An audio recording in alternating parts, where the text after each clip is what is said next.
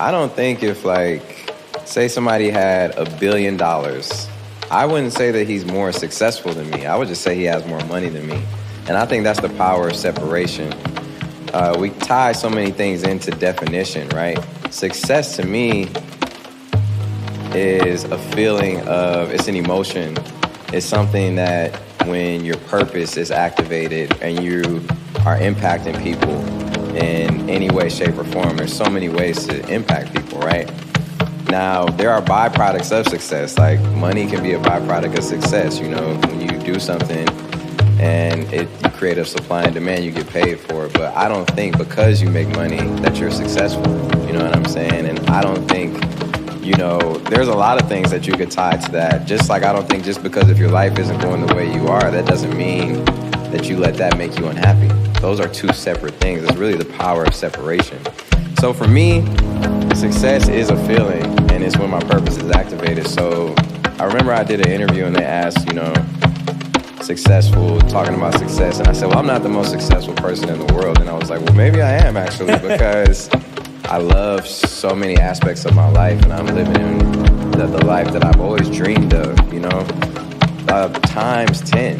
I only wanted to have a song on the radio and like a platinum song, and bro, I've sold 185 million records or something crazy. I've like taken care of my mom, my dad.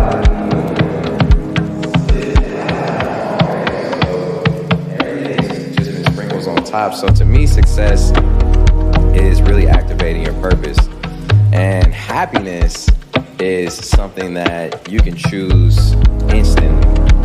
Your happiness is something that you can choose instantly, and it's something that I learned the hard way.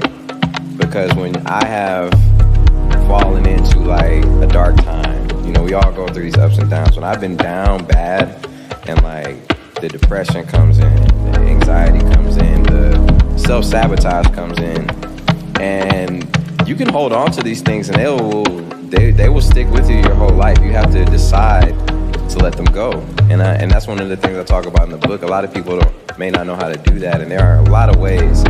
But one of the first ways is to choose how you feel. You're in control of that. And it's easier said than done, because when things aren't going your way, you're pissed off at everybody. You're like blaming everything. Well, first of all, you have to quit blaming everything else and realize that you're a magnet. You're magnetizing your whole world to you.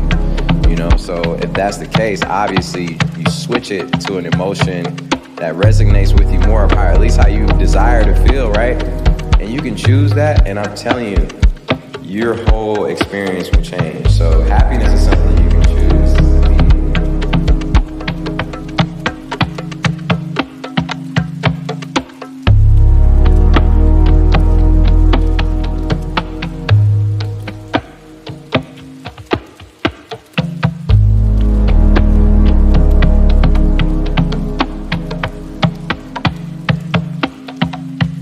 One of the biggest blessings in your life is growing pains.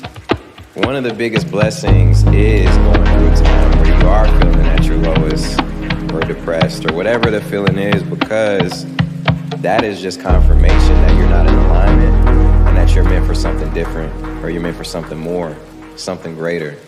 You know, if you were satisfied with where you're at, then that just is what it is, and you know, you probably wouldn't even be depressed.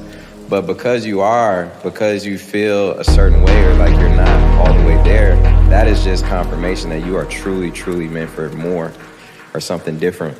So to me, I think that when you recognize, okay, you know, once you start recognizing things of that nature, you can say, okay, what's the first step of getting out of this? And so that's part of the book. I say, you know, accepting where you are. That doesn't mean you have to stay there. That just means accepting the blessings and all the things that come along with where you are, to open up space for more. And you're letting go of all the baggage that is holding and weighing you down.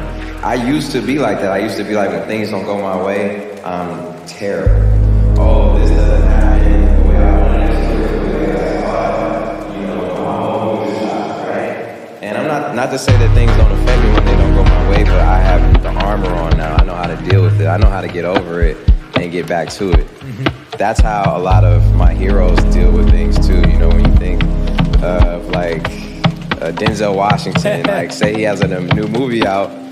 Say the movie does amazing and it's incredible and he wins an Oscar. Say the movie comes out and it bombs or it doesn't do as well. He's not going to give up and quit. It's not going to ruin his life. He's going to move on to the next thing and use that to the power of separation. I mean, you know, that's a real thing. Yeah, you reminded me of, I love Denzel too. So yeah, I know. you reminded me of... I can't speak for Denzel. That's just like an example. Yeah, of what you're perceiving. Yeah. I remember my football coach growing up gave me this piece of advice, and it stayed with me ever since then. He would say to us, if you lose, cry for a night. Yeah. And he goes, if you win, celebrate for a night, but then get back to training. That's right. So if you lose, cry for a night, but then get back to training. And if you win, celebrate for a night and get back to training. It was always about getting back to training the next day. Yeah. It was like you can't just sit there and cry for a week or cry for a month. And you can't, in the same way, celebrate